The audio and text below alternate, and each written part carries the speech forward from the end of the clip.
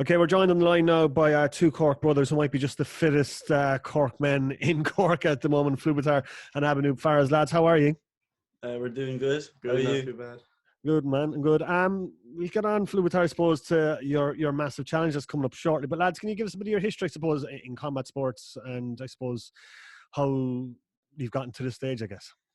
So when I was 12 years old, I joined MMA because my older brother was doing it, and it's been going so well. We're both on the Irish team right now. I've been doing it for 5 years. He's been doing it for 10, and it's going well right now. Yeah, I started off in MMA, so our background was in that, and I kind of progressed him into it, and then he fell in love with running. So we kind of ended up here in a funny situation, kind of which sport do we love more? So it's a hard one. Well, it's obviously MMA, but it's still we're kind of on the confused side of things more than anything at this stage. And lads, I suppose, what is it about MMA that kind of stuck with you and kind of got you hooked and obsessed, I guess? I think it's just like training. It's just it's a challenge basically. It's hard to train for like 8 weeks and then go into a fight and try to win it. It's a tough challenge, and we just liked it. Yeah, Yeah. the adrenaline rush more than anything. Absolutely addicted to that. That's it. The challenge part of it's the biggest one, but the adrenaline rush that you get like in training and you get during the fight and the whole lead up towards the fight, it's amazing. You'd absolutely love it, like. And when that cage door shuts, that feeling, I suppose, can't be compared. Oh, there's no comparison to it, because you'd be nervous before it, and then when the cage door shuts, you're just like, all the nerves are gone. You feel like you're the baddest man on the planet after that. Yeah. How have you found the last year with, I suppose, the gym being closed and kind of being separated from your teammates and having to train on your own? It was tough. Last year, I done my first 100 kilometers. That was when I was 16, and it was tough. Lockdown was it was tough training when not in the gym. I started jogging. I done 50 kilometers at the really start, and I was like, "This is not bad. I can go for 100." I done the 100, and then I'm here right now trying to do 200. Was it just pure boredom in lockdown? Did you decide to start running? You are obviously were always running as part of your MMA training, but like building up the endurance and going for longer and longer. Was it just pure boredom just to get out of the house and something to do? It actually happened that I was bored in my house, and I went for I was meant to be going for a 5-kilometer jog, and it turned out that I done 30. But I didn't. I just jogged. I just didn't even think. I just went for 30, and then it was like my first time doing 30 kilometers. And I rang my brother. I was like, "Here, I'm after doing 30 kilometers. Look at this, blah blah blah." And then the week later, we're like, "Here." I was like, "I can do 50. Like, let's do it." Then I done 50, and then 2 weeks later, I was like, "Here, I can do the 100." So I done the 100, but I didn't really prepare much for the 100. So for this 200, I prepared a lot for it, and I will get it done. 100 was definitely a lot harder because it was literally just off, like, there was no training. It was just like within 2 weeks we were like, all right, let's just go for it. He decided he was going to do 100, and I was like, I'm not going to leave him do it on his own. So I was like, fuck it, I might as well cycle behind him and spot him the whole way up. And it was just madness, like. And he still scored it on a really good time as well, like. So it was good. He got it in I got it in 9 hours 23 minutes or 24 minutes, roughly, something like that, for the whole 100k, which was really good for like someone that didn't train at all for ultra running specifically. Yeah.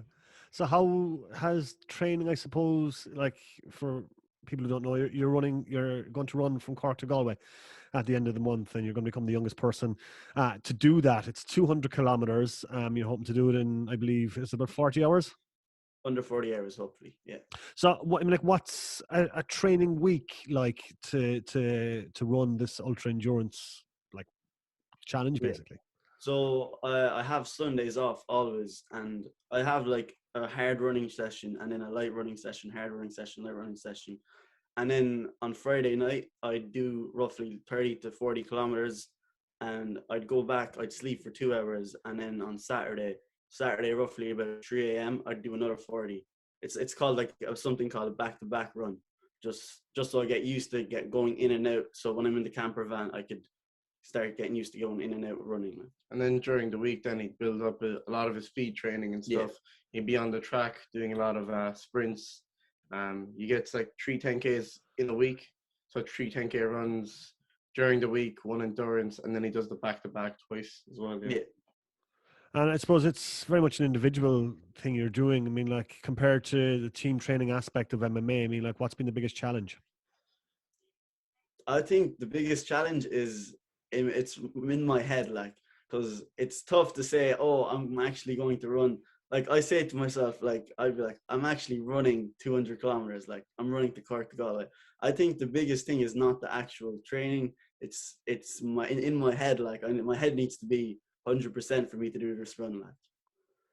And Abhinav, do you have a kind of role then, just kind of keeping him motivated and kind of encouraging to train every day? When I suppose there's some days where he's kind of going, maybe I'm not feeling it today. Yeah, like at the end of the day, he's still only 17. So most 17-year-olds don't want to train every day. With him, he does want to train every day, but there's obviously the off days where he doesn't want to train. So I'd have to pick him up, go down.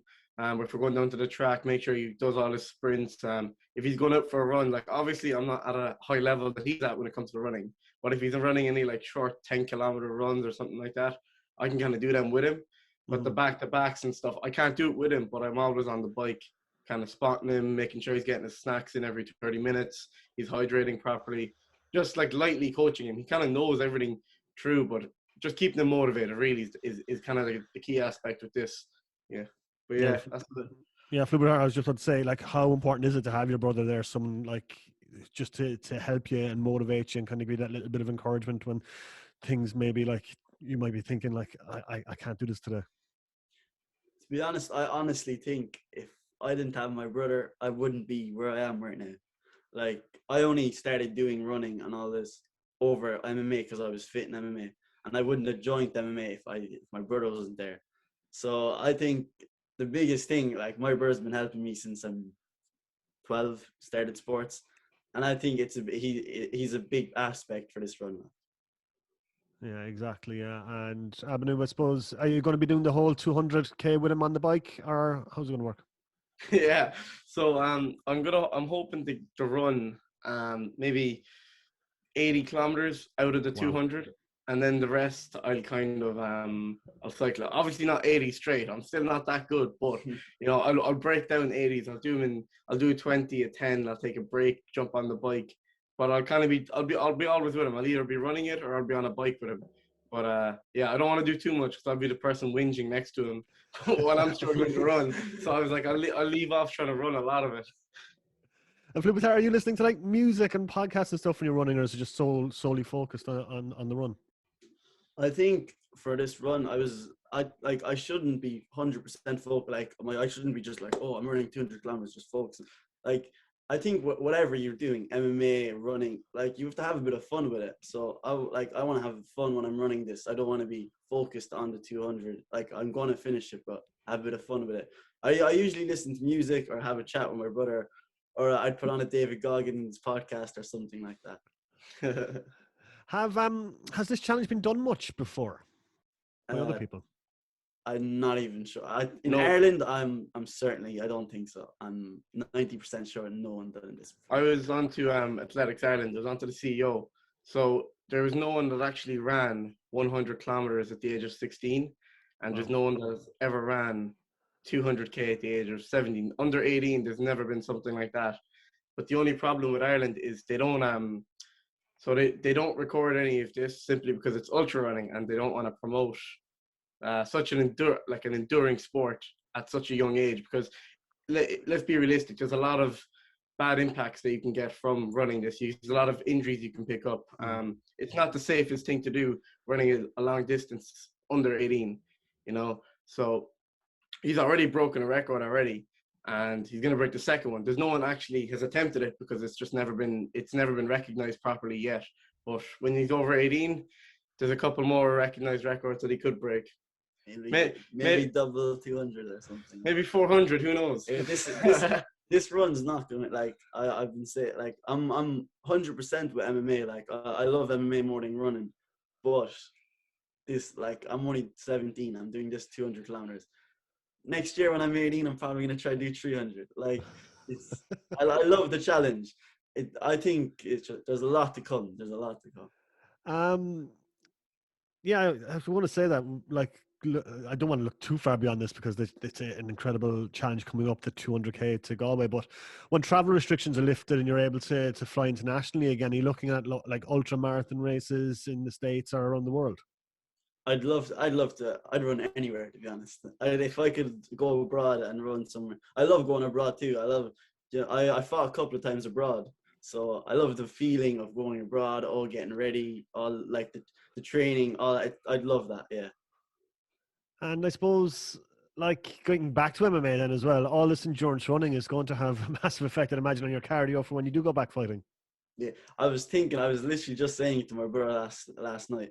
A whole fight. A whole fight is like 9 minutes, 10 minutes. Yeah. I'm like, this really is nothing to me. I'm going to be actually after this run. I'm going to be flying out to Turkey for the World Championships in MMA, July. So I was like, this is gonna be this run. Like it's gonna help a lot too with this. Exactly, yeah. And Abdul, have you found your fitness gone up as well, kind of out running and on a bike with him and helping him prepare? Oh yeah, definitely. Like just trying to keep up with him. It's just like my cardio has skyrocketed, and the biggest thing as well. I actually, because he started doing all this, I'm obviously cycling behind him. I actually started falling in love with cycling, so I'm starting to do crazy cycles as well. So because of him, I've actually found another passion in another sport that I like. I think we just love endurance training, and we just love the grind and the intensity of like hard training. So running, cycling, MMA, it's just a grinding sport. You just either love it or you hate it. It's one or the other. Yeah, and you certainly love it. So I mean, like you've obviously like planned the route and stuff out like that as well. And have you been able to? I suppose with travel restrictions, you haven't been able to, I suppose, drive the route and have a look at it. Like, but you've obviously got it all planned out and ready to go. Yeah, my brother actually cycled the route. He cycled the full route just to get used to the road and tell him like if there's like a hill or on this certain side or something like that. So that's good. I went up to Galway. I cycled it twice, and I mapped it out. So we're going through from here directly to Limerick City, from Limerick City to Clare County in through 6 Mile Bridge, just like the back roads around. It's just the safest way to go, kind of. There's not a lot of traffic. And then from there, we're going to Gort, and then from Gort to Oranmore, and Oranmore to Galway City. So we're kind of going in around the back routes just because we don't want to be caught in any traffic, and he'd be running through the night. So that's it's going to be, safety is going to be a big key for this as well. Yeah, exactly. Yeah. So I mean, like you're obviously running on like very busy main roads as well. Or are you going to try and stick to the back roads? Exactly. I'm going to be trying to stick to the back roads for most. If I can do it for all of it, I do it for all of it. But I don't want, at the same time, I don't want to be like stopping traffic. You know, I'm going to be doing 200k. I'm just focusing on my 200. I'm not going to be caring about a car behind me or something.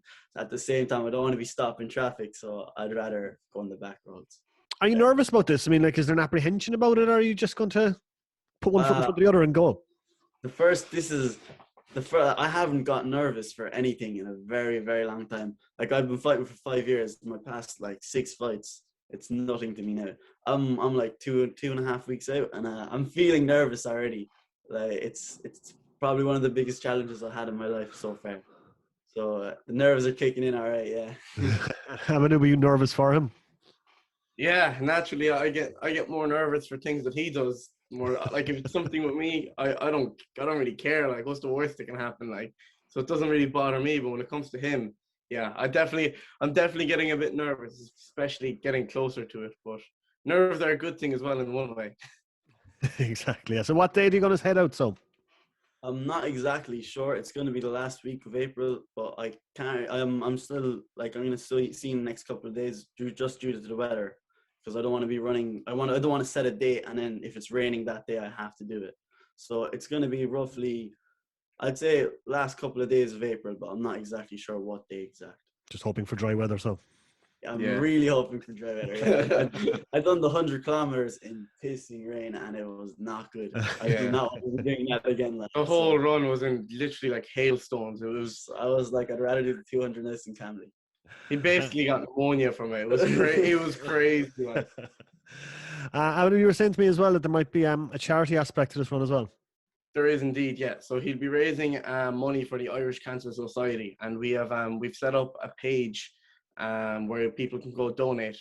It's available in all of our social media platforms. there's a link in the bio in all of our social media platforms. If anybody hits that link, it'll bring them directly to that page, and they can donate whatever they can from there. Because we're just trying to raise as much money as we can for them, really. Excellent. Guys, it's been a pleasure. It's been actually inspirational talking to you today. It's going to encourage me to go at least for a walk this afternoon, considering what you've been doing. Very best of luck with this. This is absolutely fascinating, and I'm sure you're going to smash that 40-hour target that you've got, and very best of luck with it. And keep us posted, and we might have a chat after you complete it in a couple of weeks' time. Yeah, I love that. Thank you very much. Amazing. Thanks, Rory. Thank you very much.